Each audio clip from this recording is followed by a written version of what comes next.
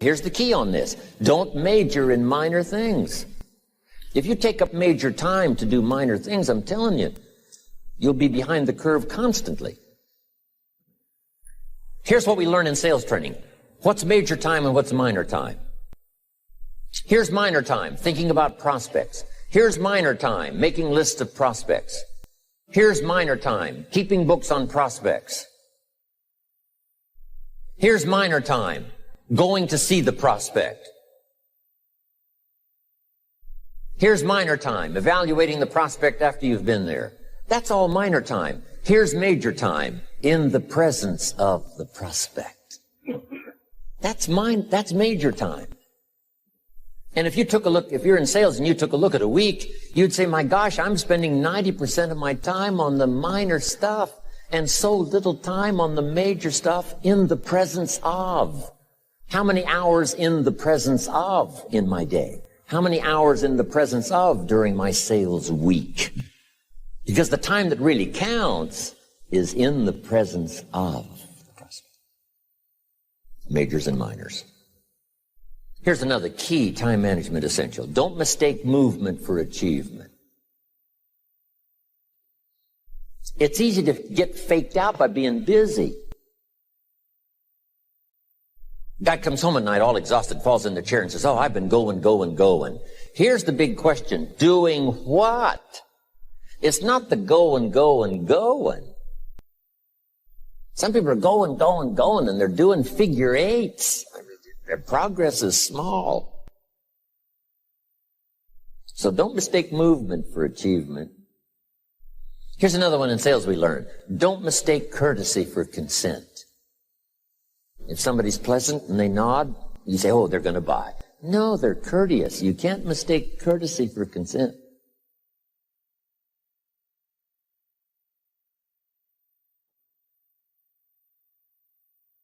Now, here's a big one, concentration. I had to learn this. All those years ago, I'm in the shower trying to compose a letter. Found it turns out to be a strange letter. So here's what I learned to do. Save the work till you get to the office. Save the work till you get to the work. Don't try to get to the office on the way to work. On the way to work, enjoy the way. In the shower, enjoy the shower. Then go to work when you get to work. I found this to be helpful. Concentration. Here's another big one. Learn to say no. I'm telling you, in such a social society we have now, it's so easy to try to be a nice person, saying yes, yes, yes to everything. Find yourself overloaded. Now you got to call and make well, gosh, all the time it takes to back out of something that you said yes to too quickly. Here's what might be better. I don't think so, but if that changes, I'll call you. Little things you can use not to overcommit yourself. My friend Ron Reynolds says, don't let your mouth overload your back. It's a good one. Now, here's a big one on time management. When you work, work. When you play, play. Don't mix the two. Don't work at play. I used to take my family to the beach, and I would bring my briefcase.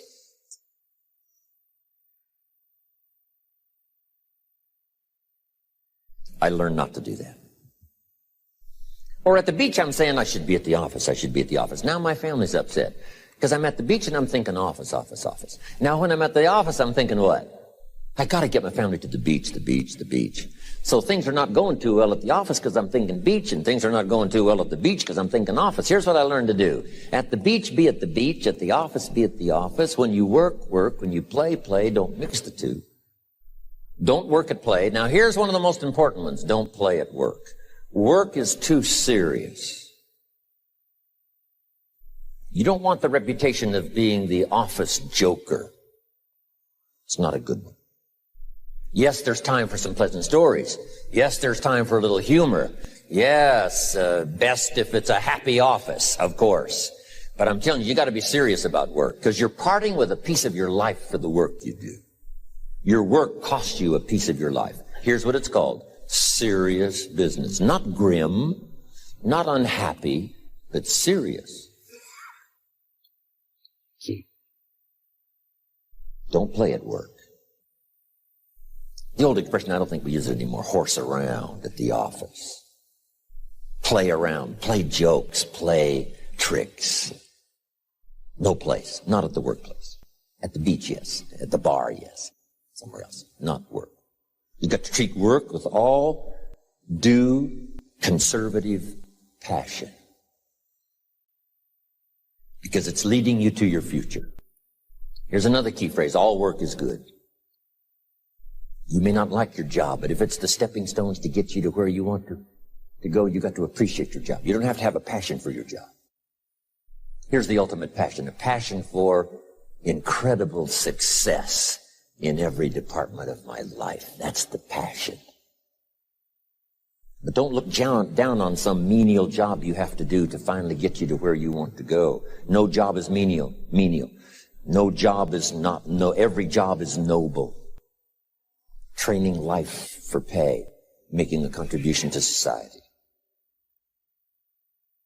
Next, analyze how you are. And if you have some weaknesses, if you doesn't seem like you can change, here's the key: get it covered. I used to keep promising myself I'd keep the books. Finally, I gave that up. And back then, it only took me an extra $50, $60 a month for some accountant to keep the books. I said, no, I'm going to save the $50. You can't believe what I started losing in productivity because I tried to save the $50. So the key is, a lot of the time you can stay like you are, but just make sure you get it covered. Okay. Next, beware of the telephone and all other systems of communication, especially the telephone at home and systems of communication at home. And here's one of the best lines I've got for you for the weekend: let all communication systems serve you, but don't let them intrude. When it comes time to have dinner with your family, you shut off all systems, unless the ones that can take messages silently. Don't let the phone ring.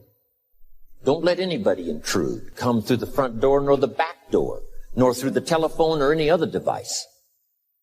So you can't reach John and his family when he's having dinner. The President of the United States couldn't get through. If you develop that kind of a reputation, father, mother, when we have dinner, when we're visiting and have this time with our family, nothing intrudes. So don't let these clever little devices keep intruding. You've got to have a place that's sacrosanct. It's valuable. You don't let anything in for that period of time. Okay. Isn't that good advice? Excellent advice. Here's the next one. Read all the books. You know, I've only got a few notes here on time management, but if you've got some particular challenges, you run a big organization, a big corporation, you've got some challenges, there's plenty of books. Now, here's what's next. Just be more alert to the things that might be stealing your time. Here's why. Time is like capital. You can't let someone steal your seed corn. You can't let someone steal your capital. And you can't let someone steal your time. You must designate your time. And some of the time that you designate, you must not let anyone steal. Casual time, you might let someone intrude and steal a little bit and take a little bit, but not serious time.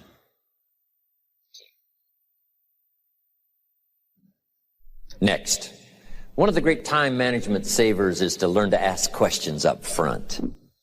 Sometimes you talk to somebody for an hour, and then you ask questions and find out if you would have asked those questions up front, you could have saved yourself an hour. Asking questions up front helps you to get to the problem now. But if you just launch into some discourse, you might waste their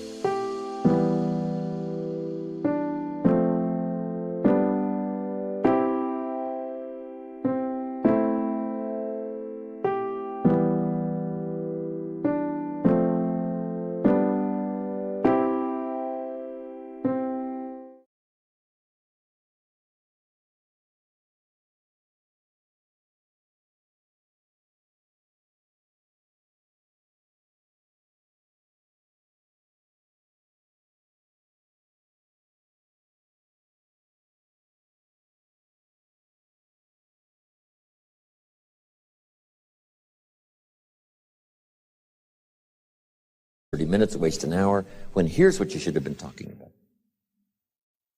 After you finished an hour, you say, John, what's really the problem? He said, well, it's something personal. See, that's what you should have been talking about this whole hour. Next, learn to think on paper. Now we're going to take a break. Some ways to think on paper. One, we've covered one. Solving problems. Take it out of your head and put it on paper. Another one is setting goals. Making these lists we've already started. Here's another good way to think on paper. It's a projects book. Each person you're working with and each project you're working on, get a loose leaf binder and a tab and some pieces of paper behind the tab and do a little continual summary of how it's going between you and that person and between you and that project. I call it a projects book. It is so useful to me. But what's going on between you and this person? When you last got together, what did you talk about? And you got a few notes there. Here's what we talked about the last time we got together. Now when you get together again, you can review that so you'll know better what to talk about. When the president gets ready to travel and he's going to meet some important people, guess what they bring him? All these briefing books. Right? The last time you were with Khrushchev, Kennedy is informed. Here's what he said and here's what you said. Kennedy said, oh, that's valuable. I need to remember that. If a person is important, it's worth a little running account. You might even have a projects book for your children. Here's what's happening between me and my child. We've talked about this, and we've talked about this, and we've talked about this. Next, a day timer. Keeping track of all of your appointments. You know, mine is all filled with, when to catch an airplane and when to do a seminar and when to sit down and have a conference, all the rest. Next is a game plan. If you've got a house and the, insurance is going to come due and some other things are going to come due, you just put it on a spreadsheet and make sure it's taken care of. Key phrase, take things out of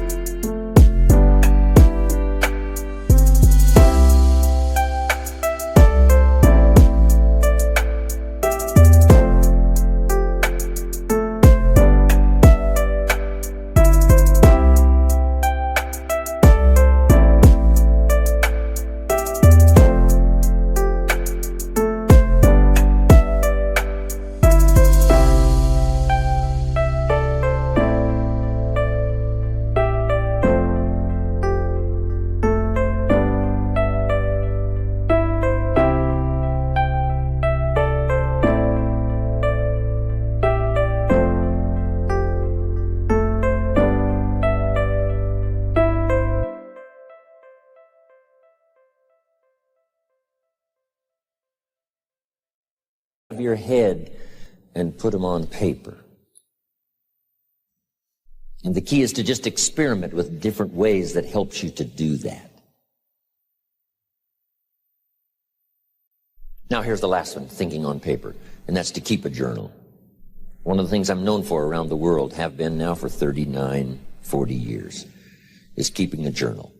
Now my journal is not it's not necessarily it's not like a diary. It might be part diary. I'm flying over Ireland and I write down a few little things that impress me.